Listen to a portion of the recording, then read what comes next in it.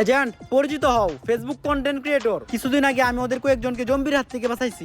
ফেসবুকে কন্টেন্ট বানাইতেন আপনি? কি কন্টেন্ট বানাইতেন একটু দেখান তো। অনুপ্রেরণার আরেক নাম শর্টস অফ লেউটার ভাই। ভাইয়ের লেউটা চাটা ছাড়া আমার আর কোনো যোগ্যতা নাই। ছোট লেউটা বড় লেউটা তাতে কোনো সমস্যা নাই। যদি ভাইয়ের লেউটা চাইটা মাসে লাখ টাকা কামানো যায়। যদিও কন্টেন্টের নামে ভাই আমার লের বানায়, কিন্তু কি আর করার, বাংলাদেশের মানুষ তো এগুলাই খায়। কেমন ছিল কন্টেন্টটা? কন্টেন্ট? এই জায়গায় কন্টেন্ট কই? তাইলে আমি এতক্ষণ কি বললাম? এইটা আবার কেমন কন্টেন্ট? এইটাই লেউটার কন্টেন্ট। এই লেউটার কন্টেন্ট মানে কি কোনো ইনকাম টিনকাম হয়? এই লেউটার কন্টেন্ট বানায়া আমার এক মাসের ইনকাম 40 লাখ টাকা। ভাই কোনো মতে কি আমার এই লেউটার কন্টেন্ট বানানো শেখানো যায় না? শোনো, তুমি যদি আমার কাছ থেকে এই লেউটার কন্টেন্ট বানানো শিখতে চাও তাহলে প্রতিদিন তোমার আমাকে 10,000 টাকা করে পেমেন্ট করতে হবে। কারণ আমি তোমার কাছে আমার টাইম বিক্রি করতেছি। It's call value of time.